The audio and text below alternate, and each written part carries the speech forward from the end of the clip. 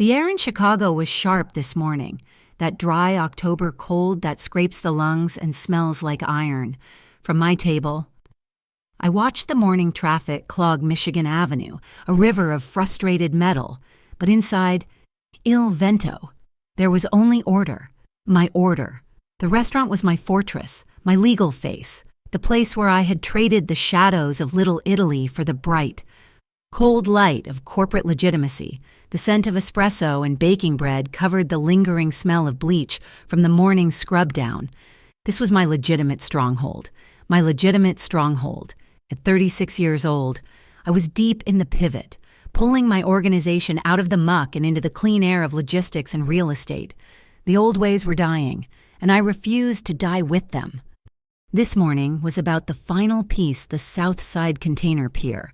That pier was my baptism, the asset that would wash everything clean. Across the expanse of polished mahogany, Arthur Bell from the investment fund was outlining the finer points of debt financing. He was a man made of spreadsheets and soft, uncalloused hands. He believed he was negotiating with Gabriel Marchetti, the sharp-witted chief executive officer who had appeared from nowhere. He was mostly, but the other Gabriel, the one who had built an empire from the pavement up after dropping out of law school, was listening too. To my left, Elena Russo, my chief operating officer, sat with impossible stillness. Her dark hair was pulled back so tightly it looked severe, but Elena was the sharpest mind I had ever known. She was the architect of this entire legal transition, the one who translated my will into contracts and holding companies. She saw the world in numbers, and her loyalty was absolute. Near the heavy glass entrance, Luca Greco stood, pretending to inspect the reservations list. Luca was my head of security, my shadow, the last remaining link to the life I was trying to leave behind. He had known me since I was a kid stealing apples, and he was the one who taught me that control, not violence, was true power, though he was equally good at both. The federal agencies were always watching, applying pressure, waiting for a slip. This deal had to be perfect. Arthur Bell said something about a 30-day escrow. That was when the world stopped. The heavy glass door, designed to open with a silent, hydraulic sigh, flew open and slammed against the interior brass stop. The impact echoed like a gunshot in the quiet, carpeted room. A blast of frigid street air cut through the warm restaurant.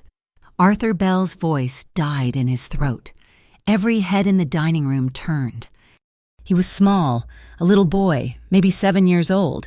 He stood shaking in the threshold, a ghost in a worn-out jacket. His face was pale under a layer of city grime, streaked with tears that had frozen and thawed on his cheeks. He was breathing in great, ragged sobs, his chest hitching. He clutched the straps of a faded blue backpack so tightly his knuckles were white, holding it against his small body like a piece of armor. His eyes, I will never forget his eyes. They were wide with a terror so pure it vibrated, scanning the room full of strangers, looking for what? A threat, a savior. They locked onto me. Perhaps it was because I was at the head table. Perhaps it was just chance. He took one stumbling step forward, then another, his voice a raw whisper that cut through the silence. They're hurting my mom.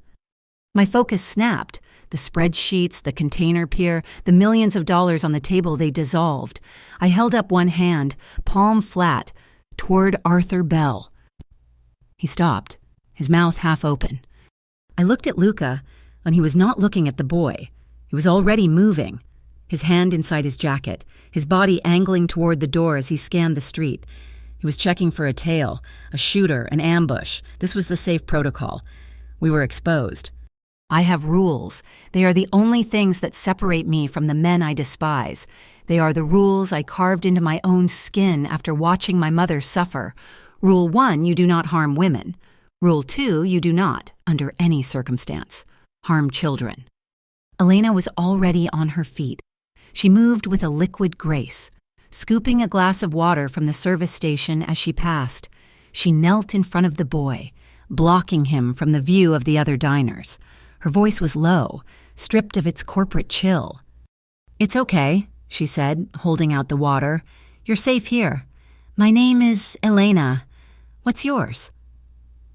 The boy was shaking too hard to take the glass. "Noah," he choked out. The name was a bubble of air.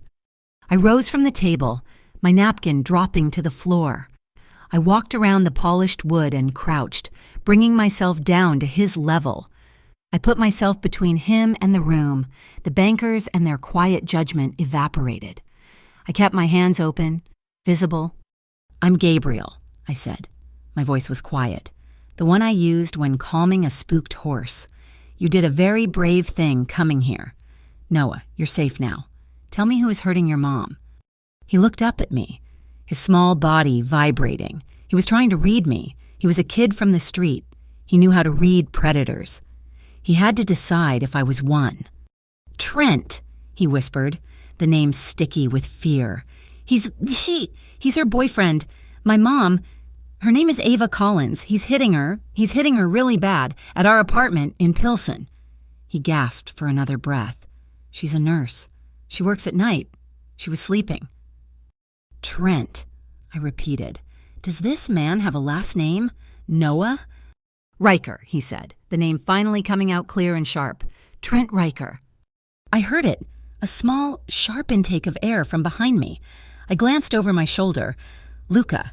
His face was carved from stone, but his eyes were alive, narrowed to slits. He gave me a single, slow nod, the confirmation I needed and the one I had dreaded. My blood ran cold. This was not a random act of domestic violence. Trent Riker, a known asset, a digital mule and a low-level enforcer. He was not just some abusive boyfriend. He was a piece of property belonging to Victor Cade. Victor Cade, the tech world phantom who ran Cadenex. Cade, the man who wanted the Southside container pier just as badly as I did, but not to wash money. He wanted it to control the gray market, to move his ghost containers and digital contraband. Cade, my direct rival, a man with no code, no honor. This was not a coincidence. This was a message. Cade was using this woman, this child, to pull my strings. My decision was instant. There was no calculation. There was no profit and loss. There was only the code. I stood up. Turning my back on the boy, I faced the men from the investment fund. Arthur Bell was checking his watch, his annoyance poorly veiled. "Gentlemen," I said. My voice was not loud, but it filled the room. It was the voice that had built this organization. "This meeting is over. We are done here." "Gabriel?" Arthur started, rising from his chair. "We have a schedule. The financing window. Elena will reschedule you," I said, cutting him off. I did not care about his window. I did not care about his money for Wera. I turned to Luca. "Get them out now." Luca moved, a polite but immovable wall of muscle, gesturing the bankers toward the door. I turned back to Noah. He was watching me, his eyes still flooded with terror, but now a small flicker of hope. I put my hand on his shoulder. This time, he did not flinch. "I'm going to help your mom, Noah," I said. "I'm going to stop him." I started walking toward the door, my hand guiding him. "But you have to show me the way." I was walking away from the deal that would have secured my entire future, the one that made me legitimate, the one that got the federal government off my back. Every step I took toward that door was a step back into the world I had fought so hard to escape. I did not hesitate. We were almost at the entrance when Noah suddenly stopped, fumbling with the zipper on his torn backpack. "Wait!" he cried, his voice breaking. He's doing it now. You have to see." He pulled out a cheap tablet. The screen was a spider web of cracked glass, but it was on. He tapped the dark screen, his small, dirty finger clumsy with panic. A video feed flickered to life. The angle was low, static. From the corner of a messy room, a baby monitor, I saw a woman, Ava. She was on the floor, trying to pull herself away.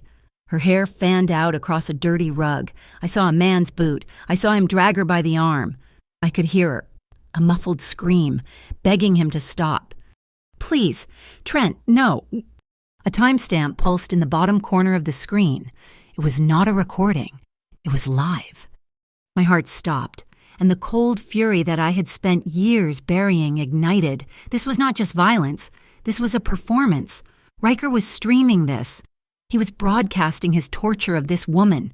It was a message intended for Victor Cade's network, a sick display of power, a threat, using this woman, this child, as a pawn in his game for the pier. I looked at Luca, who was watching the screen over my shoulder, his face a mask of controlled rage. He was already speaking quietly into the microphone on his cuff. I did not shout. I did not need to. My voice was flat, cold, and absolute. Black SUVs, I said, all of them. Now. The war for the South Side Pier had begun. It was not starting in a boardroom with contracts. It was starting in a 2-bedroom apartment in Pilsen with a terrified woman and a brave little boy. And I, Gabrielle Marchetti, was going to finish it. The engines of the 3 black SUVs were already running when I exited Il Vento. Luca held the rear door of the lead vehicle open, and I guided Noah, small and trembling, into the back seat before sliding in beside him. The boy was vibrating like a tuning fork, his eyes fixed on the cracked tablet in his lap. He was still watching the live feed, a tiny witness to his mother's suffering. "Where to, Noah?" Luca asked from the passenger seat, his voice calm, but his eyes were hard as he watched the traffic. "Pilsen," Noah whispered. He gave the address, a street and a number that meant nothing to me, but Luca nodded, already relaying it to the other drivers. We pulled into traffic, a 3-car cortege, moving with a speed and aggression that made other cars part for us like water. I watched the boy. He was terrified, but he had not broken. He had run for blocks, found a place he thought was safe, and convinced a stranger, a man who looked like me, to help. He had courage. I looked at his small, dirty hands, clutching that tablet, and I was not in a 5-figure suit in the back of an armored car. I was 9 years old. I was standing in the doorway of a kitchen in Little Italy. The linoleum was yellow and cracked, sticky under my bare feet. I smelled sour whiskey and the metallic tang of blood. My mother was on that floor, her lips split, and a man I did not know was standing over her, his breathing heavy. I was small. I was useless. I had frozen. Noah had not frozen. He had run. A cold, precise anger settled over me. It was not the hot rage of youth, the kind that makes you sloppy. It was the focused fury of a man who understands leverage. Victor Cade had just made the critical mistake of touching my past. He thought he was sending me a message about a container pier. He had no idea what he had actually done. He had reminded me why I build fortresses. "We are here, Gabriel," Luca said. The building was a 3-story brick walk-up, tired and worn. The street was quiet. Luca and his team were out of the vehicles before I was, moving with the silent efficiency of professionals. 2 men peeled off toward the back alley. Luca was at my shoulder. "Second floor," Noah said, pointing. "Apartment 2, Stay in the car. Noah, lock the doors. Do not open them for anyone but me or Luca," I commanded. The boy looked at me, his terror replaced by a desperate, pleading hope. "Please," he whispered, "hurry." I nodded. I did not need to be told. The front lock of the building was a joke. Luca bypassed it in a second. The hallway smelled of old food and dust. I took the stairs 2 at a time, Luca right behind me. Apartment 2, B. I could hear her, a muffled cry. I heard a man's voice, thick with rage. "You think you can hide things from me?" There was no time for finesse. I did not knock. I stepped back, planted my foot, and drove my heel directly into the wood next to the lock. The door jamb splintered. The door flew open, slamming against the inside wall. The scene was exactly what the tablet had shown. A small, cluttered living room. A man, Trent Riker, stood over her. He was big, muscular in a cheap way, his face flushed. Ava was on the floor, curled into a ball, trying to protect her head. Her arm was already a deep, ugly purple. Riker spun, his eyes wide with shock and sudden fear. He saw me, a man in a custom suit, filling the doorway. He saw Luca behind me, a shadow with the presence of a mountain. "Who the hell are you?" Riker snarled, trying to regain his footing. He moved to grab Ava again, perhaps to use her as a shield. He was too slow. I crossed the room in 3 strides. I did not hit him. I did not need to. I caught his wrist as he reached for her, clamped down, and used his own momentum to run him backward into the wall. His head hit the drywall with a hollow thud. He slumped, dazed. Luca was on him instantly, pulling Riker's arms behind his back, securing his wrists with a zip tie pulled from his jacket pocket. It was over in 5 seconds. "He's secure," Luca said, his voice bored. I turned my attention to the woman. I knelt beside her. "Ava," I said. She flinched, pulling away, her eyes squeezed shut. "Ava," I said again, my voice softer. "My name is Gabriel. Noah sent me. You are safe." Her eyes opened. They were hazel, clouded with pain and confusion. She saw Riker, subdued. She saw me. She was a nurse. Her gaze was assessing, even through the pain. She touched the side of her head, her fingers coming away bloody. "Noah," she whispered, her voice rough. "Where is my son?" "He's safe," I said. "He's downstairs in my car. He's okay." Relief washed over her face, so profound it left her weak. She tried to sit up, but a wave of dizziness hit her, and she grimaced. "I called it in," Luca said quietly from the doorway, his phone already back in his pocket. "Anonymous tip from a neighbor. Police will be here in 3 minutes." That was our window. I looked back at Ava. "We have to go, now. We cannot be here when they arrive." "Go," she asked, disoriented. "Go where I cannot just leave." "Yes, you can," I said. I stood and offered her my hand. She hesitated, looking at my suit, at the man I had with me. She was looking at the power I represented, and she was rightly afraid of it. "I will not leave you here. I will not leave Noah. I have a place. It's the safest place in the city. I am offering you protection. Please, we must go." She looked at Riker, then back at me. She made her choice. She took my hand. I pulled her to her feet, taking her weight as she stumbled. She was strong, but her body was failing her. I put her arm over my shoulder and half carried her out of the apartment, down the stairs. The cold air hit us as we exited the building. Noah was pressed against the glass of the sports utility vehicle. When he saw her, he burst out of the car. "Mom!" He ran to her, burying his face in her coat. She sank to her knees, ignoring her own injuries, wrapping her arms around him, tears streaming down her face. It was a reunion so raw, so private that I turned away, giving them the moment. "Get Riker," I said to Luca. "The police can have him. We are taking them." We were back in the vehicle, all 3 of us in the back this time, Ava clutching Noah as if he might dissolve. I gave the address to my penthouse, the one place in Chicago I knew was impenetrable. We arrived through the private garage. I took them up the express elevator. When the doors opened into my home, Ava's breath caught. The apartment was vast, sterile. A fortress of glass and steel overlooking the lake. It was cold, but it was safe. I had my personal physician meet us there, a quiet man who understood discretion and had long ago stopped asking questions. He examined Ava in the guest suite, a mild concussion. He said, "Severe bruising, nothing broken." He cleaned the cut on her head, gave her something for the pain, and left. Ava emerged from the room an hour later, showered, wearing clean clothes Elena had sent over.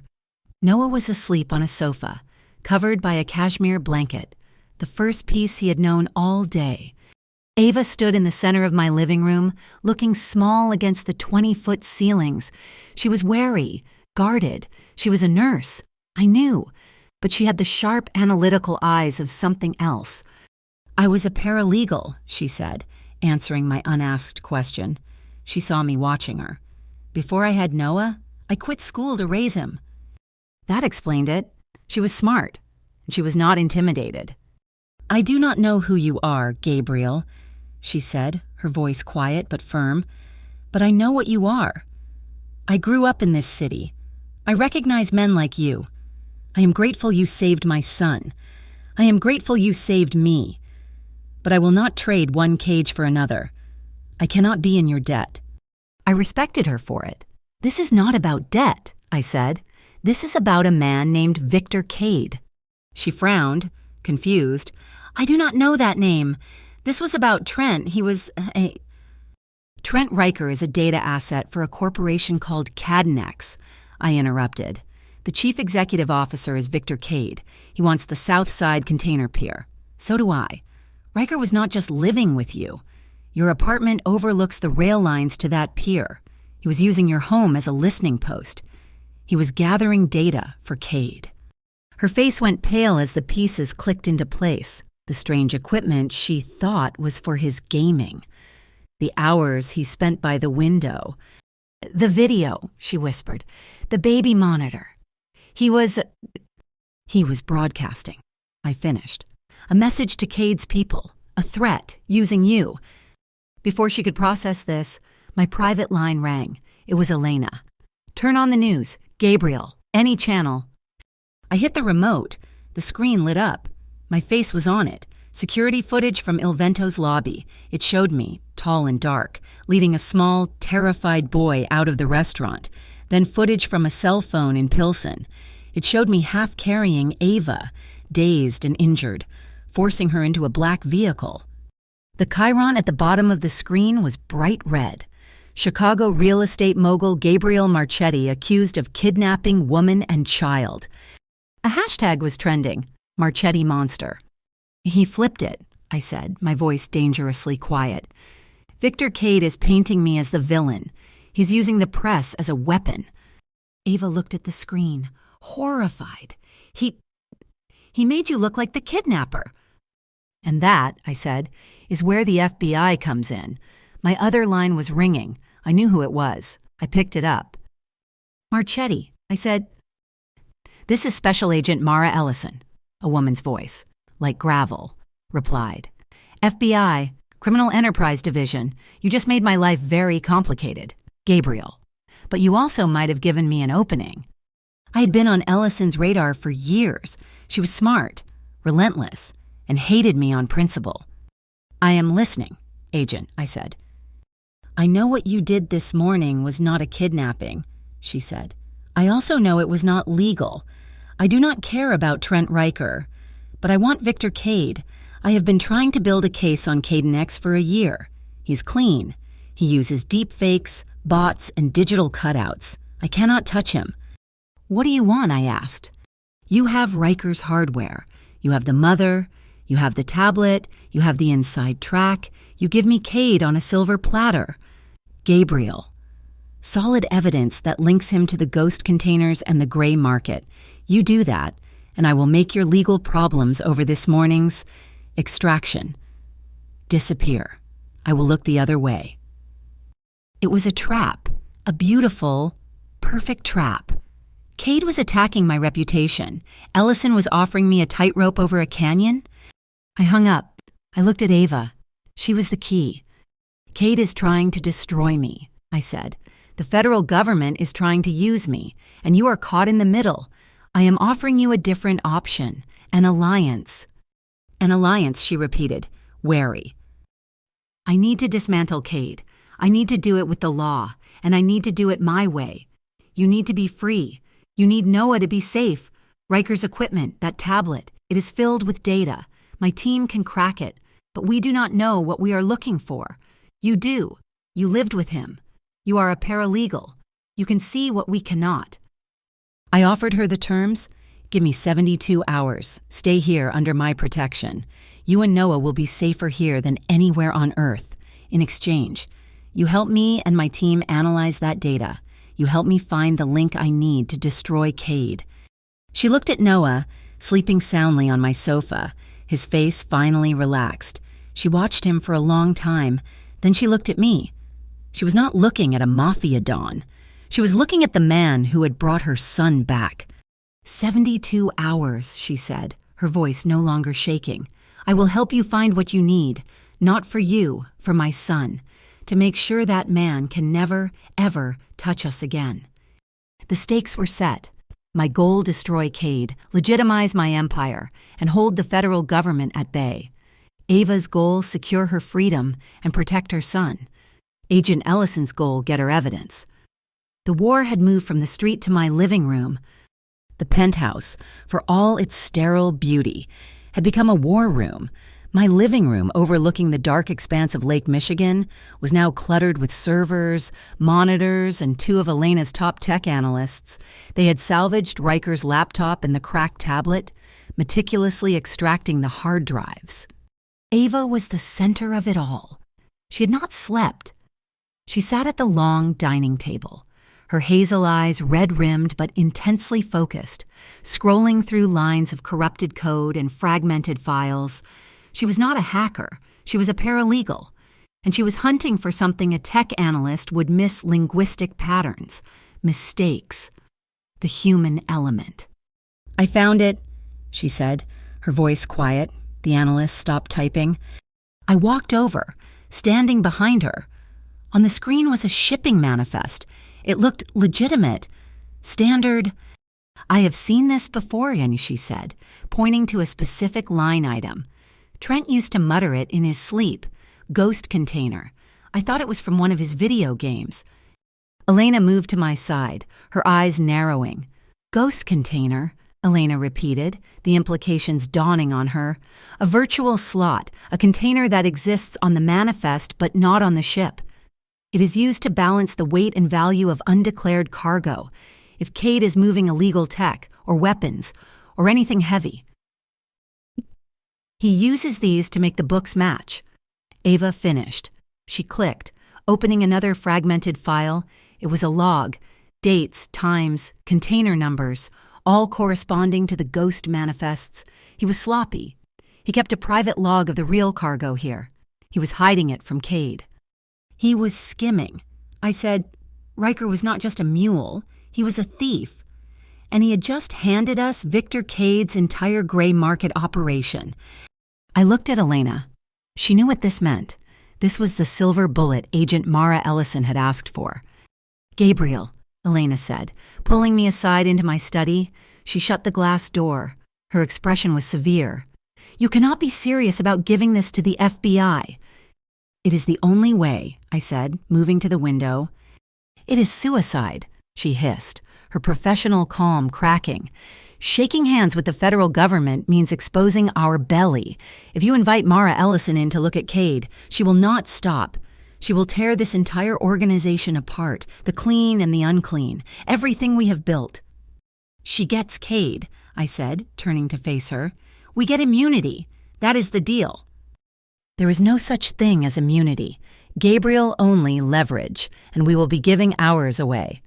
"Then we set the terms," I said. "Hard terms. She wants Cade. She gets him. But in return, I want a consent decree, one that immunizes Marchetti Logistics and all its parent companies from prosecution for any past activities, effective immediately. A clean break. It is the price of legitimacy, Elena, and I am willing to pay it." Before she could argue further, my secure phone buzzed. It was not Elena. It was Luca, I answered.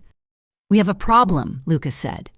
His voice was flat, which meant the situation was critical.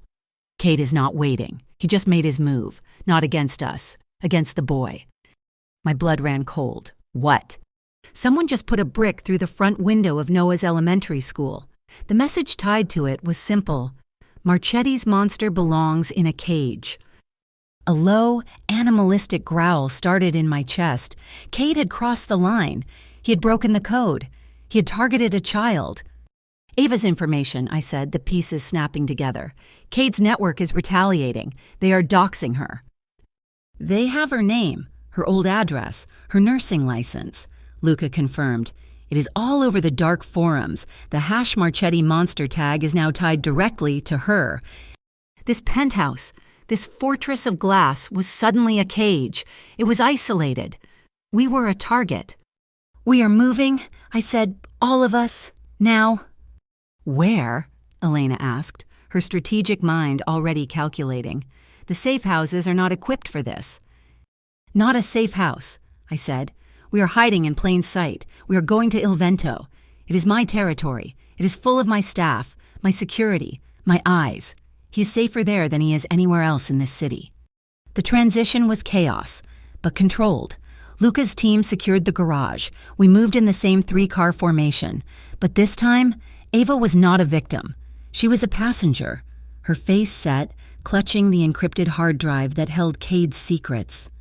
Noah, awakened from his sleep, was terrified by the sudden move, but Luca treated him with a strange, gruff kindness, handing him a secure 2-way radio and telling him his job was communications, making the boy feel like a soldier, not a package. We established a new war room in the private offices above Il Vento. The restaurant below was prepping for the lunch rush. The smells of garlic and simmering tomatoes, a bizarre contrast to the armed men in the hallway. I was helping one of the tech analysts move a server rack when my hand slipped. The edge of the metal casing was sharp. It sliced across my palm, deep. "Damn it," I muttered, shaking the blood from my hand. "Sit down," a voice commanded. I turned. Ava was standing in the doorway, a full medical kit in her hands. She must have requisitioned it from Luca's team. "It is nothing," I said, wrapping my hand in a napkin. "It is not nothing. It is a deep laceration, and you are bleeding on your own floor," she said, the nurse in her taking absolute control. She pointed to a chair in the kitchen prep area, which was empty. "Sit." I sat. She pulled up a stool, opened the kit, and began cleaning the wound with an antiseptic wipe. Her touch was professional, firm, but gentle. I watched her work. The overhead lights caught the exhaustion around her eyes, but her hands were perfectly steady. "You are not afraid of me," I said. It was not a question. She looked up for a second, her hazel eyes meeting mine. "I'm terrified. Gabriel," she said, her voice low, "of you, of what you are, of what this is." She returned her focus to my hand. "But right now, you are a man with a cut, and I am a nurse. This needs stitches." She prepped a sterile needle. I did not flinch as she began the work. The small, precise movements were hypnotic. "Taking care of things," she said, almost to herself. "It is its own kind of courage, I guess. It is the only kind I have ever really had." I watched the thread pull my skin back together. I thought of the empire I had built with force and fear. I thought of her, running into the street, saving her son with nothing but her wits. "It is the only kind that matters," I said. She finished, her work neat and strong. She bandaged my hand. Our eyes held for a moment, a silent, fragile understanding passing between us. The intimacy of the quiet kitchen, the scent of antiseptic, the simple act of care. It was more real than any negotiation I had ever had. The moment was broken by Elena, who appeared in the doorway, her face pale. "Gabriel, we have a breach, a real one." I stood, the pain in my hand gone. "What?" "Our legitimate shipments, a container of medical supplies bound for Detroit. It was just flagged for an anonymous customs inspection. They knew the route, the manifest number, the exact time. Someone is leaking our movements." "Matteo," I said instantly, "our warehouse manager. He sets the schedules." "I thought so too," Elena said, shaking her head. "But I checked the logs. The leak pattern does not match the warehouse manifests. Matteo did not have this information. The leak only matches the financial manifests, the ones sent to the investment fund." My blood turned to ice. "Arthur Bell. He's the only one who sees both our logistics schedule and the investment timelines," Elena said, her voice tight with fury. "He's not just a banker. He has been playing both sides. He is Victor Cade's mole. The man from the breakfast meeting, the man with the soft hands. He was trying to buy the pier for me while selling my information to Cade." "Good," I said, a cold smile touching my lips. "Now we know who the traitor is. We can use him. Elena, you are going to leak Mr. Bell a new proposal, a dummy operation, a new pier location we are supposedly acquiring. Feed him the bait." I turned, picking up my secure phone. I dialed Mara Ellison's number. "Agent Ellison, I said when she answered. "I am delivering you the proof you need. Victor Cade is using ghost containers to move illicit goods. I need a digital warrant for Cadenex servers. Now." "I cannot get a warrant based on the word of a mobster. Marchetti." she snapped. You will not have to, I said. You will get one based on the sworn testimony of a victim, Ava Collins. She is a former paralegal. She is credible. And she saw the original manifests on Riker's machine before he was arrested. She is your probable cause. I was forcing Ava deeper into this, and I hated it. But it was the only move. Before Ellison could even respond, Luca appeared at my other side. Gabriel, we have a visitor. Front of the house.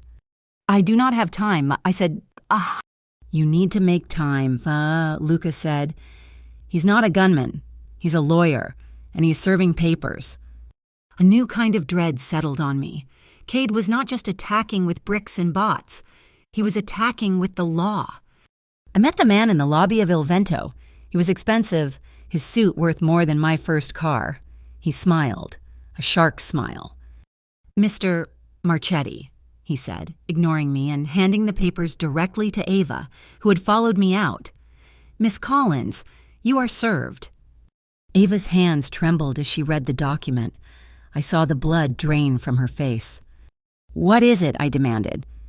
It is an emergency petition, she whispered, her voice breaking, to remove Noah from my custody, filed on behalf of concerned citizens. On what grounds? I snarled. Ava looked at me, her eyes filled with a new, agonizing terror. Endangering the welfare of a minor, it cites the news reports, the Marchetti Monster hashtag, it cites his known association with you. This was Cade's master stroke. He was using my reputation to take her son. Ava backed away, shaking her head, the document fluttering in her hand. No, this is what you do. You pull everyone into your fire. I have to go. Gabriel, I have to take Noah. I will not let my son burn for you. She turned to run, to grab Noah. I caught her arm. If you run, he wins, I said, my voice low and urgent. He will use the law to hunt you down, and he will win. You want to protect your son. We fight him in the open. I will not win this in the shadows. I will win this in a courtroom, in front of everyone. He wants to use the law. I am the law he forgot about. How, she cried, how can you fight that? They are twisting everything. We need more, I said, turning back toward the war room. We need something undeniable. Ava followed me, her fear replaced by a desperate, cold anger. She sat at the terminal. The baby monitor, she said, the video. There has to be something else on it. The tech analyst pulled up the original, unedited file, the one Riker had tried to delete. The file was longer than the stream we had seen. We watched it again. The grainy footage, the boot, the sound of her screaming. It was agonizing. But this time, we watched the edge of the frame. We saw the apartment door. Halfway through the assault, there was a knock, a loud, official knock. Riker stopped. He looked at the door. Ava was whimpering on the floor. A voice called through the wood. Everything okay in there, Riker? I looked at Luca. He recognized the voice. It was a local beat cop. We heard Ava's scream, muffled but clear. The officer outside the door must have heard it. He did nothing.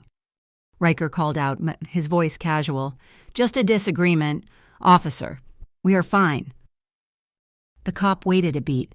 Keep it down. We heard his footsteps walking away. He did not intervene. He did not even open the door. He listened to a woman being attacked, and he walked away. Oh, he's not just on Cade's payroll, I said, the implication slamming into me. He was complicit. He was standing guard. Ava looked at me. The final piece clicking into place. This was not just a corporation. It was a conspiracy. And we had the proof. The fog rolled off Lake Michigan, a cold, wet shroud that swallowed the South Side container pier. It was 3 a.m. The air was thick with the smell of diesel and rust. This was my world, the one I was trying to change, but it was also the one I knew how to command. My operation was in motion, a 3-pronged attack built on Cade's own arrogance. Prong 1. Luca. He was a ghost in the fog, moving along the perimeter fence, tracking the ghost container that Ava's data had identified. It was a decoy, a trap loaded with Cade's illicit tech, and Luca was letting it run, tracking it to its final destination. Prong 2, Elena. She was miles away, in the heart of the beast, using the high-level access codes we had pulled from Arthur Bell's encrypted files. She had bypassed the lobby security of the Cadenex building. She was in a service shaft, moving toward the server room. Her target was the digital gold, the crypto ledgers, the cold wallet that held the payment records for every dirty cop and port official on Cade's payroll. Prong 3. I was not in the shadows. I was in an unmarked federal vehicle, sitting next to Special Agent Mara Ellison. My presence was her unofficial cover. We were parked in an overflow lot, watching the entrance to the pier. She had her warrant, granted on Ava's sworn testimony, but she was hesitant. She was a woman who trusted no one, least of all me. "Your information better be solid, Marchetti," she said, her voice a low growl. "If this is a setup, I will burn your entire legitimate world to the ground before breakfast." "You want Cade, Agent," I said, looking through the fogged-up windshield. "He is in there. This is your one shot to take him legally." "And you," she countered, her eyes hard on my profile. "What do you get besides the pier, of course?" "I get to stop him," I said. "He broke the rules. He involved a child." She scoffed, a short, sharp sound of disbelief. "Do not sell me your code of honor. Gabriel, I have read your file. You are a shark who just found a bigger shark." Before I could answer, her secure phone buzzed. She put it on speaker.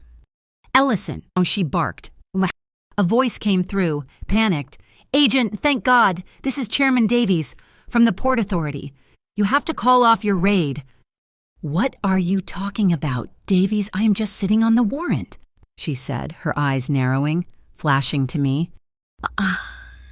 "I just got a call," he stammered, his voice high with fear. "It was Marchetti. It was him. He said if I cooperated with the federal government, he would put my family in the harbor.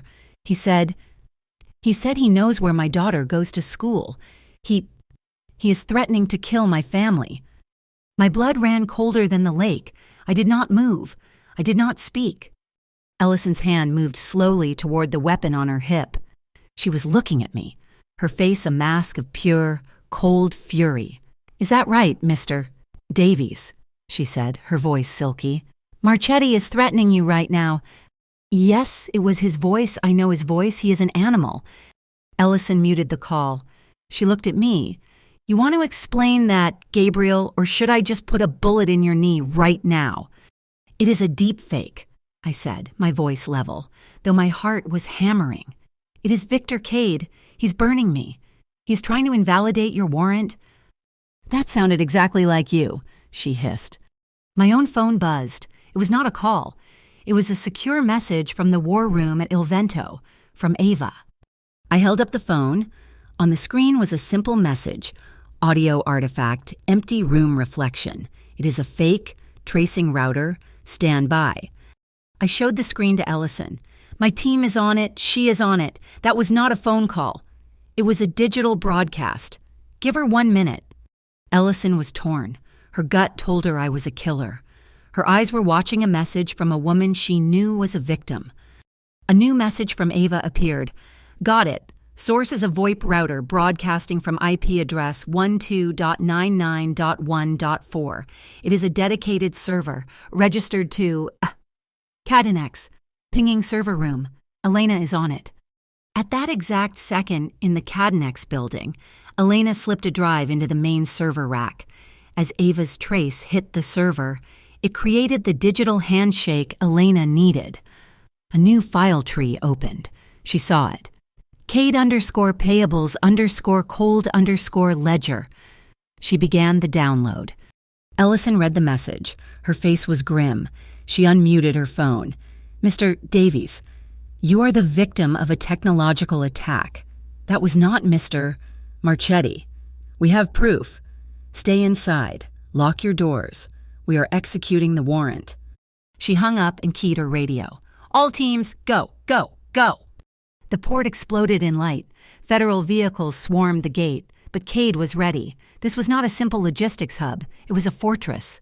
private security, men I recognized as Cades, opened fire, not with handguns, but with automatic weapons. "Stay in the car!" Ellison yelled at me. I laughed. I was already out, moving along the side of the vehicle as bullets pinged off the armored chassis. I pulled my own weapon from the small of my back. I did not fire at the men. I fired at the light, one by one. The high-powered security cameras mounted on the crane sparked and died. I shot the weapon out of one man's hand. I was not a killer. Not tonight. I was a surgeon. Cade was using this chaos, streaming it, no doubt, to paint me as the aggressor. I was cutting his eyes. Gabriel Luca's voice roared in my earpiece. It was raw, panicked. "They hit Il Vento, a secondary team. Riker, he has Noah. He has the boy. He is heading your way. He is using the container truck to get him out." The world stopped. The gunfire, the federal agents, Ellison, it all faded. Riker. Cade had sent Riker, the one man Noah was most terrified of, to breach the fortress and steal the boy. He was using my attack as cover. A container truck, the ghost vehicle, was rumbling toward a side gate. Luca was on foot, running, but he was too far. "Ava is with me," Luca yelled. "She insisted." I sprinted, cutting across the yard, vaulting over a stack of pallets. I saw the truck. The cab door was open. Riker was there, a shadow against the dim light, dragging a small, struggling shape. He was trying to haul Noah into the cab. "Noah!" Ava screamed. She came out of the fog, running, her face a mask of primal terror. She had a gun in her hand, one Luca must have given her. She raised it, her hands shaking. Riker saw her. He dropped Noah and pulled his own weapon, using the boy's small body as a shield. He pressed the barrel to Noah's head. "Shoot me, Ava," he spat. "Go on, take the shot."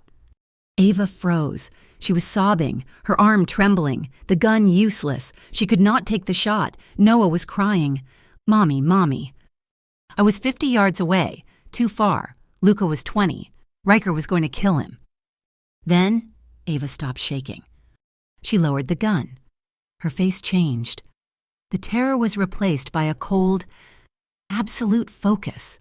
The nurse. She dropped the gun entirely, her hand darting into the pocket of the medical jacket she was still wearing. "You like it loud, Trent," she whispered. She pulled out a small, silver object, a personal medical alarm, the kind nurses carry. She yanked the pin. The sound that erupted was not human. It was a piercing, technological shriek, 140 decibels of concentrated pain, designed to shatter eardrums. It cut through the fog, louder than the gunfire. Riker screamed. He dropped his weapon, his hands flying to his ears, his body convulsing as the frequency assaulted his brain. He stumbled back, disoriented, blind with pain, releasing Noah. The boy ran. He ran straight to Ava, who scooped him up, shielding him. Luca was on Riker in a single bound, driving him to the asphalt, his knee on Riker's neck. He had the zip tie on his wrists before Riker's ears had even stopped ringing. I walked up, my own weapon leveled. Riker was on the ground, spitting, glaring at me with pure hatred. This was the man who had beaten Ava, the man who had terrorized her son, the man who had stood in that apartment, complicit. My 9-year-old self was screaming in my head, "Finish it, end him. Be the man he thinks you are." My finger tightened on the trigger. I saw the fear in Riker's eyes. He knew I would. Then I heard a small whisper, "Dad." I froze. I looked over. Noah was watching me, his face buried in his mother's shoulder, but his eyes were on me. He had not called me Dad. He had asked a question. He was asking me who I was. I took a deep breath. I let it out. I saw the 9-year-old in the kitchen doorway, and I made a different choice. I uncocked the weapon and holstered it. Agent Ellison ran up, her own gun trained on the scene, her face flushed from the firefight. She looked at Riker, then at me. "He's all yours, Agent," I said, my voice calm. Elena's voice came through my earpiece, crisp and clean. "Gabriel, I have the ledger, download complete. I am out." Ellison's radio crackled to life. "We have the servers. We have Cade's men. We have the ghost container." Ellison looked at me. She had the cold wallet, She had the server logs. Thanks to Ava, she had the original baby monitor video showing the complicit cop. And now she had Trent Riker, alive. She had the entire conspiracy. I looked at Ava, who was holding her son, her body shaking in the aftermath. I had a choice: kill Riker or let the law do its work. In front of Noah, I had chosen the law, and in doing so, I had sealed Victor Cade's fate. The chaos on the pier was immediate. Federal agents swarmed the ghost container, their shouts cutting through the damp air as they pulled out racks of illicit hardware. Agent Mara Ellison was a whirlwind, directing the arrests, securing the scene, her face grim in the flashing blue and red lights. Luca hauled the zip-tied Trent Riker to his feet and shoved him toward a federal agent. I need Cade," Ellison barked into her radio, scanning the yard. "Where is Cade?" My earpiece crackled. It was Elena. Her voice was ice. "He is not at the pier. Gabriel, he is at Cadenec's headquarters, 48th floor, and he is live." I turned to Ellison. "He is spinning this. Agent, right now. He's painting this as a corporate raid, an attack by me." "I have my evidence," she snapped. "You have hardware," I countered. "He has the media. He's building a narrative that your warrant was falsified, that I tricked you. If you do not shut him down publicly, his lawyers will tie this up in court for a decade." Her eyes narrowed. She knew I was right. "He's on the 48th floor," I said. "He's broadcasting. I am going up. You can come as my federal escort, or you can wait for his lawyers to serve you." She made her choice. My car. The sun was a pale, sickly orange smear over the lake as we pulled up to the glass and steel monolith of the Cadenec's building. The lobby was chaos. Mara badged her way through, her team and I in her wake. We took the express elevator. The doors opened onto the 48th floor. It was not an office, it was a broadcast studio. Victor Cade stood in a pool of bright white light, a camera broadcasting his image to the world. He was immaculate, wearing a fresh suit, his face a mask of calm, righteous anger. "This is the reality of modern commerce," he was saying, his voice smooth and reassuring. "When a dinosaur, a relic of the criminal past like Gabriel Marchetti, cannot compete, he resorts to violence. He has used falsified documents to convince the FBI to attack my company." "Mr. Cade," Mara Ellison said, stepping into the light, her voice booming in the quiet room. "This is not a corporate attack. This is a federal warrant." Cade turned. He saw her. Then he saw me, stepping out of the shadows behind her. He smiled. He had wanted this. "Agent Ellison," he said, still broadcasting, "you have been duped by him, by this thug. Where are your victims? Where is the proof?" "They are right here," I said. The elevator doors opened again. Luca stepped out, followed by 3 men. They were not my men. They were in their late 50s, their faces lined with exhaustion. They wore the worn jackets of truck drivers. Cade's smile faltered. "You speak about victims." "Victor," I said, my voice quiet, letting the broadcast microphones pick it up. "These men are the drivers whose routes you stole, whose pensions you absorbed and dissolved." One of the men stepped forward, his gaze fixed on Cade. "My name is Frank," he said, his voice rough. "I drove for 25 years. Cadenex bought our contract. He called us legacy costs. He bankrupted us, took our data, and left us with nothing. While we sat empty, he was shipping his ghost containers on our routes." The feed was live. Cade's face, for the first time, showed a flicker of panic. His narrative was crumbling. "This is absurd," Cade stammered. "A fabrication." He lunged for his desk, for his keyboard.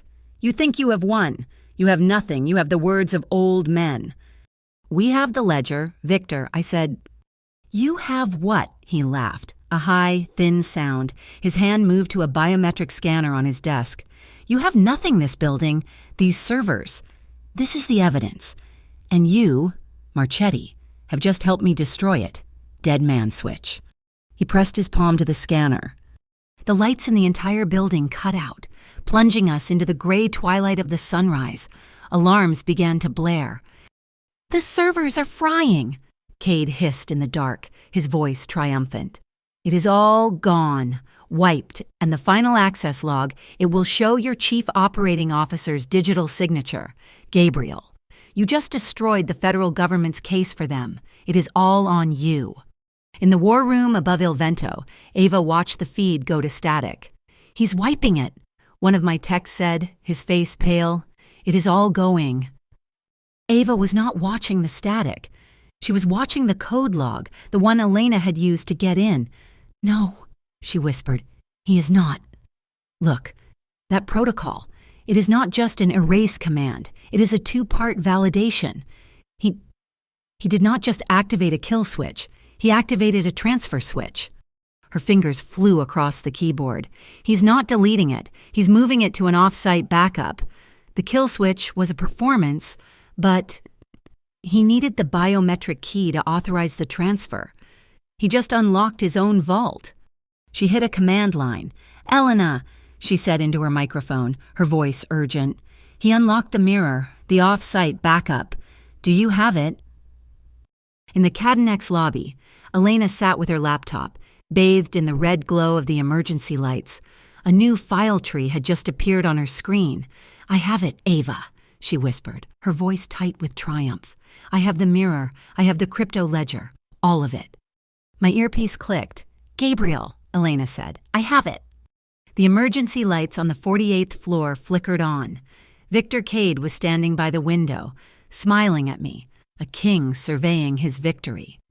"It is over, Gabriela," he said. "Elena," I said into my microphone, "put it on the feed. Put it all on the feed. Now." The broadcast cameras, running on backup power, were still live. Cade's feed, which had been static, suddenly came back. But it was split. On one side was Cade's smiling face. On the other was a spreadsheet. It was the crypto ledger. We watched, live, as the feed scrolled, names, dates, amounts. We saw the name of the beat cop who had stood outside Ava's door. We saw the names of 2 Port Authority officials. And we saw the largest transaction, funneled through 3 shell companies, terminating in a private account belonging to Arthur Bell. Cade's smile dissolved. His face went white. The feed split again, showing the faces of the Cadinex board of directors, patched in on an emergency virtual call. We heard a voice, hot and loud. "I make a motion for the immediate removal of Victor Cade as Chief Executive Officer. All in favor?" Aye. It was unanimous. Cade stared at the screen, his empire dissolving in real time. He looked at me, his eyes hollow. He turned and ran, not for the elevator. He ran for the glass doors leading to the private helipad. "Stop him!" Mara Ellison yelled. "Oh, yeah." I was already moving. I burst through the doors onto the roof. The wind was ferocious, whipping my coat. Cade was there, at the edge. 48 stories above the concrete, the sunrise was spectacular, a blaze of orange and fire over the city. He looked down, then looked at me as I approached. "You did this," he whispered, his voice stolen by the wind. "The rat, the truck drivers, you." He put one foot on the low barrier. "I will not go to prison, Marchetti." He leaned forward. I lunged. I did not grab his arm. I grabbed the front of his $1,000 suit, a fistful of fabric, and hauled him backward. He crashed onto the helipad deck, a pathetic, sobbing heap. He looked up at me, his arrogance shattered, replaced by utter confusion. "Why?" he choked out. I looked down at the man who had tried to destroy me, who had terrorized a woman and her child. "Because you do not get the easy way out," I said, my voice as cold as the morning air. "You will live, and you will stand trial." Mara Ellison and her agents swarmed the roof, weapons drawn. She looked at Cade, then at me. She holstered her weapon. "Victor Cade," she said, pulling him to his feet, "you're under arrest." The fallout was immediate. With the ledger public, the entire network collapsed. Riker, back at the pier, confessed to everything, implicating Cade, the cop, and Arthur Bell, desperate for a deal. I watched from a distance as federal agents walked Arthur Bell, the man with the soft hands, out of his investment office in handcuffs. The complicit cop was suspended. his badge and gun taken. I returned to Il Vento. The sun was up. The restaurant, my fortress, was wounded. The front windows were shattered. Sometime during the night, the Hash Marchetti monster tag had incited a small mob. They had thrown bricks and spray painted the doors. Inside, 2 of my guards, the men who had been on duty when Riker took Noah, were getting stitches from my personal doctor. They had failed, but they had fought. They were bruised, cut, but alive. My victory had not been bloodless. Elena was already coordinating the cleanup. The insurance will cover the damage. Gabriel, but the reputation... Pay the staff, I said, looking at the broken glass. Full wages for everyone. Even though we are closed, we will rebuild. And this time, we will do it with a completely clean license. I left her to it. I went back to the pier. The federal agents were mostly gone. The sun was bright now, glinting off the water. I saw them, Ava and Noah. They were sitting on a stack of pallets, wrapped in silver emergency blankets. Noah was finally asleep, his head in her lap. Ava was just staring at the water, her face pale, exhausted, but breathing. She was free. She looked up as I approached. She did not smile. She just watched me. This was the image that would stay with me, the quiet resilience of the morning after the violence. The sun, bright and unforgiving, on the wreckage. I heard the shouting before I saw them. A horde of news reporters, held back by the last of Mara's agents, saw me. They broke through the line. Ah, Mr. Marchetti, did you orchestrate this? Are you cooperating with the federal government? Are you still in the Mafia? I stopped. I faced the cameras. My suit was torn. My hand was bandaged. I was exhausted, but I stood tall. My name is Gabriel Marchetti, I said, my voice carrying over the wind. Marchetti Logistics will be severing all ties to its dark money past. We are cooperating fully with the federal trace on Cadenex. We are rebuilding, and we are doing it in the light. The weeks that followed the confrontation at the Cadenex building were a war of a different kind. The battlefield was not a foggy pier.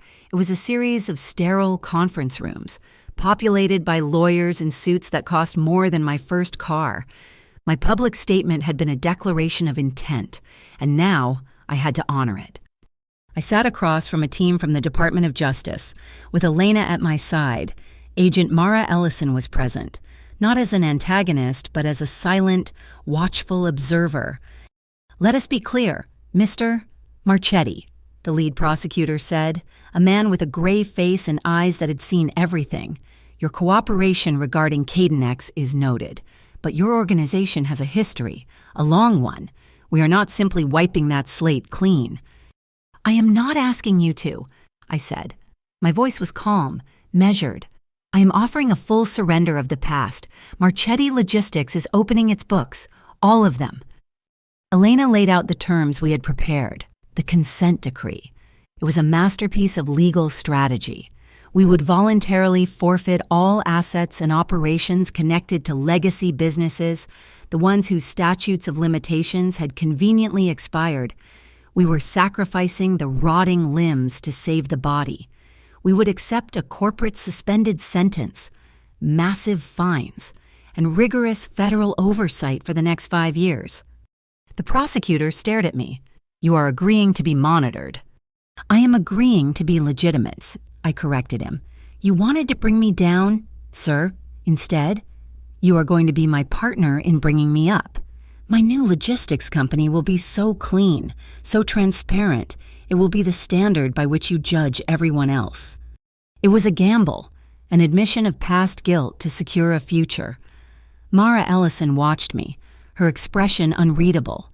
When the meeting concluded and the initial terms were agreed upon, she waited for me in the hallway.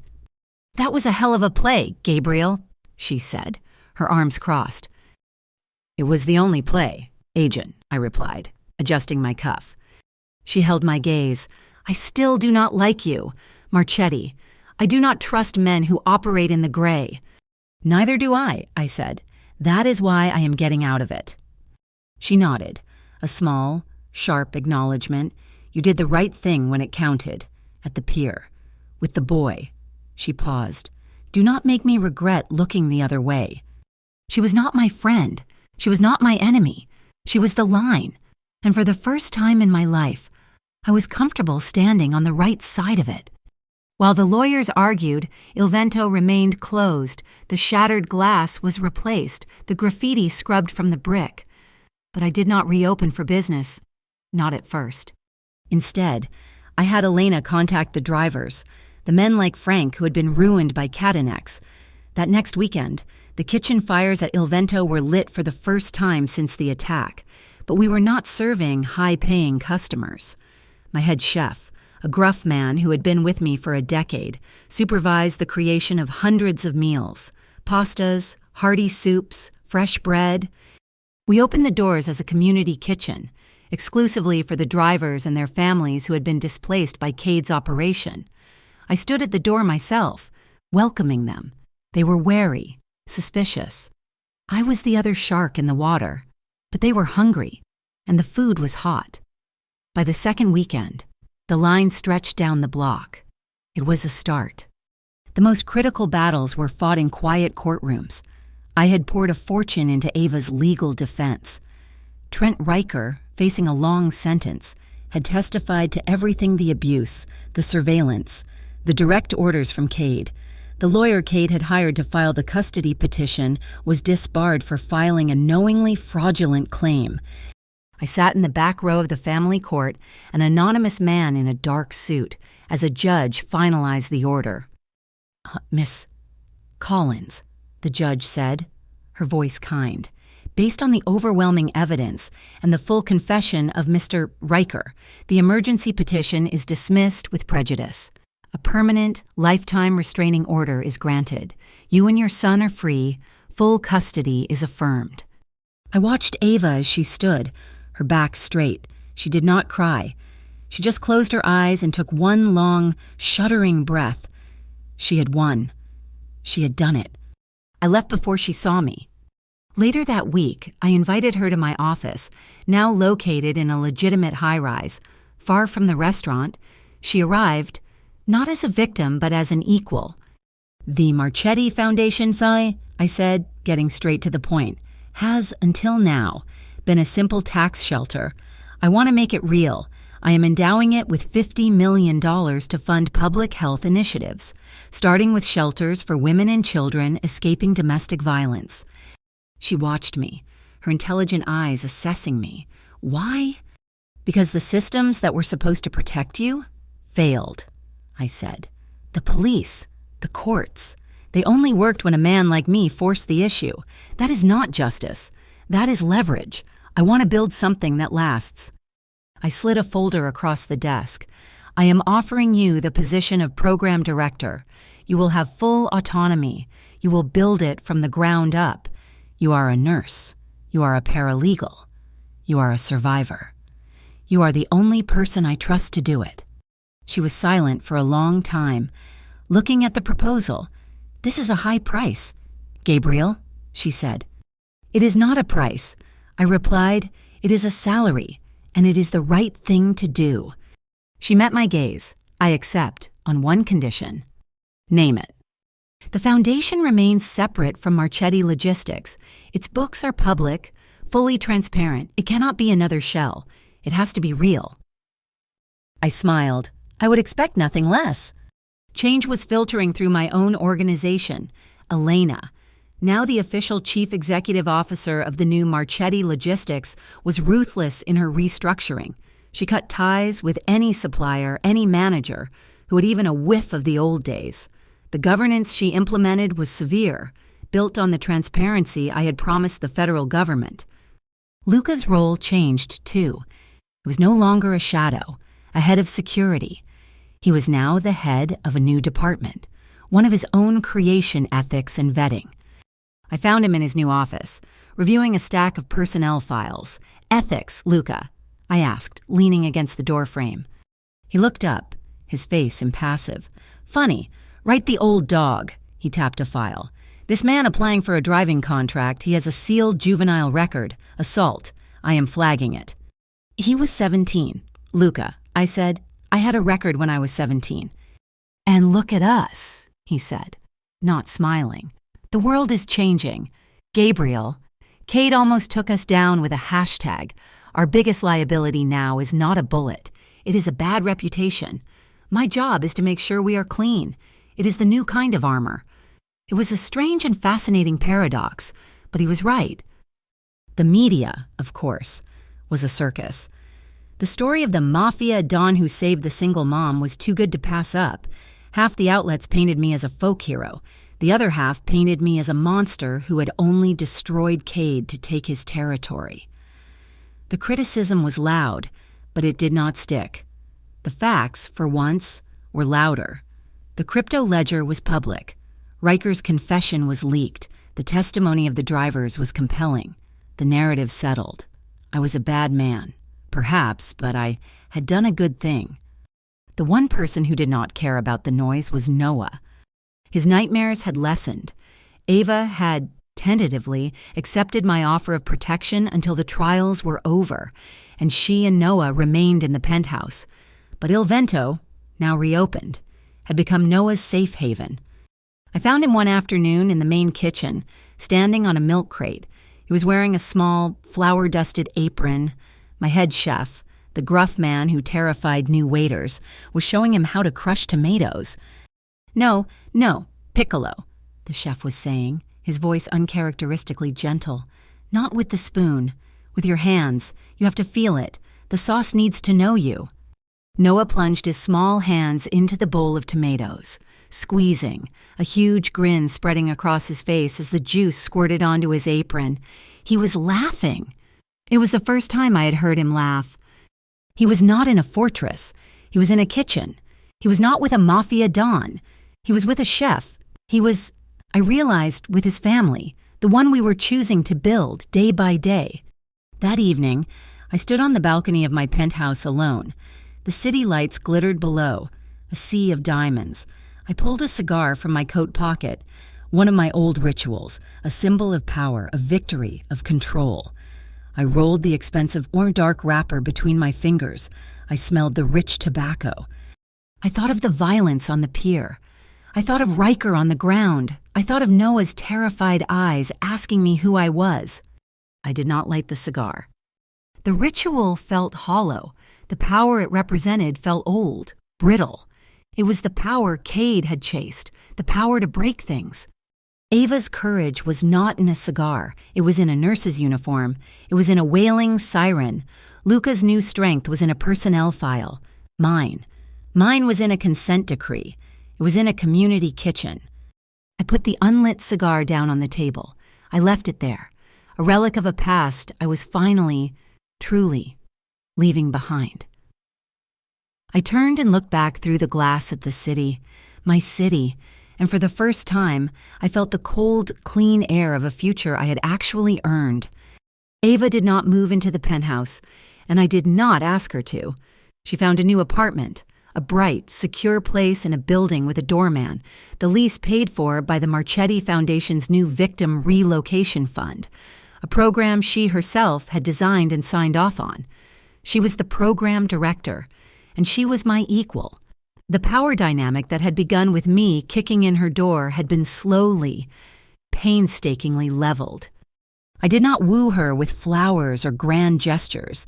The old Gabriel, the one who built an empire on shadows, would have tried to own her, to bind her with gifts and obligation. The new one understood that true loyalty could not be bought. Instead, I offered her transparency. She had a permanent voting seat on the board of the foundation. She saw every dollar that came in, and she directed every dollar that went out. I gave her security. Not just the physical presence of Luca's men, which she politely declined, but the security of knowing that the systems that had failed her were being dismantled and rebuilt. We found our rhythm in the quiet spaces. In the evenings, after Noah was asleep, I would come to her apartment. We would sit on her small balcony, the city humming below, and we would talk, not about the past, not about the trials, but about the foundation, about the design of a new shelter, about the logistics of moving a woman out of a dangerous home at 3 a.m. One night, she turned to me, her face serious in the blue twilight. "Gabriel," she said, her voice quiet but firm, I know what you are doing. I know you are changing. But I need you to understand something. I waited. Our relationship, she continued, whatever this is, it can only exist if you never, ever put Noah at risk again. He cannot be a part of your world, not the new one, not the old one. He cannot be a pawn or a liability or even a protected asset. He has to just be a kid. She was drawing a line, a boundary of steel. She was not just accepting my protection, she was setting the terms of my involvement. I met her gaze. That is not a condition, Ava, I said. That is my boundary, too. The moment this world touches him, I am out. That is the promise. He is not and never will be part of this.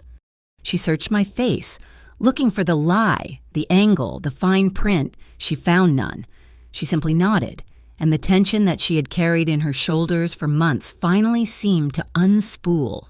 She reached out and, for the first time, took my hand. Our new normal was strange. It was a mosaic of old loyalties and new, fragile alliances. The most bizarre example was the pizza. It was a Friday night, almost a month after the indictment. Il Vento was closed, the last of the late diners gone. I was in the main dining room with Elena and Luca. We were not discussing business. We were arguing over whether pineapple belonged on a pizza, a debate my head chef refused to settle. The front door opened. We all tensed. Luca's hand moved, almost imperceptibly, toward his jacket. Agent Mara Ellison walked in. She was not in her tactical gear. She was wearing jeans and a leather jacket, her badge clipped to her belt. She looked tired. "The door was unlocked," she said, her voice flat. "We were just closing," Luca said, his voice a low warning. "Relax, Luca," I said, raising a hand. "She's not here for me." I looked at Mara. "Are you?" "No," she said. She looked at the fresh, wood-fired pizza on our table. "I am here because I have not eaten in 16 hours, and I am tired of my own cooking." I studied her. She was a woman of rigid rules. This visit was not in any manual. Elena, ever the pragmatist, stood and pulled out a chair. "Well, sit down, Agent, and we have an extra, but if you're going to eat our food, you have to weigh in. Pineapple, yes or no?" Mara looked at Elena, then at me, then at the pizza. A tiny, almost invisible smile touched the corner of her mouth. "It is an abomination," she said, sitting down, "and I will take a slice of the pepperoni." So we sat, the shark, the strategist, the enforcer, and the law. We ate pizza in a quiet restaurant, Mo. There were no fireworks. There was no grand reconciliation. It was just the new, complicated reality, a normal that would have been impossible 2 months ago. The end of Kate and X came not with a bang, but with a press release. The definitive investigative article was published in a major paper, a sprawling, deeply researched piece that laid out the entire conspiracy. It was built on the public crypto ledger, Riker's confession, and the sworn testimony of Ava and the truck drivers. Victor Cade was formally indicted on 27 counts, including wire fraud, racketeering, and witness tampering. Arthur Bell was indicted as a co-conspirator. The Cadinex board had been completely purged. The company was broken up, its assets sold for parts. And the Southside Container Pier, the prize that had started it all. It was placed in receivership and eventually sold to a national, legitimate logistics consortium. They were so clean they squeaked. As part of my cooperation deal, the Department of Justice had allowed Marchetti Logistics to purchase a minority stake, 9%. I did not get the kingdom. I got a small, legitimate, and very profitable seat at the table. It was not a victory. It was a start. The most profound victory, however, was one I did not witness. Ava told me about it. Noah had to give a presentation at his school. The topic was my hero. The children in his class talked about firefighters, about famous athletes, about movie stars. Then it was Noah's turn. He stood in front of his second-grade class, his small hands holding a piece of paper he did not read. He was, Ava said, terrified. But he did not falter. He did not say my name. He did not talk about the man who had kicked in his door or faced down a corporation. My hero, Noah said, his voice clear, is not the strongest. He's not the loudest. He took a breath. A hero is a person who does not shoot when he could. A hero is a person who, when he has all the power, chooses the law instead. That is what a real hero does. When Ava told me, I had to walk away.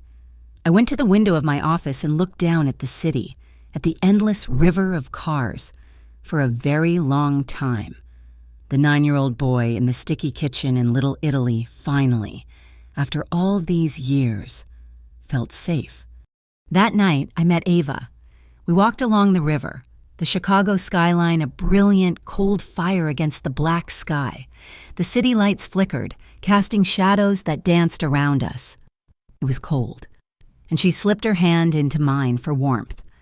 I did not have a ring in my pocket. I did not have a promise of a perfect, safe future.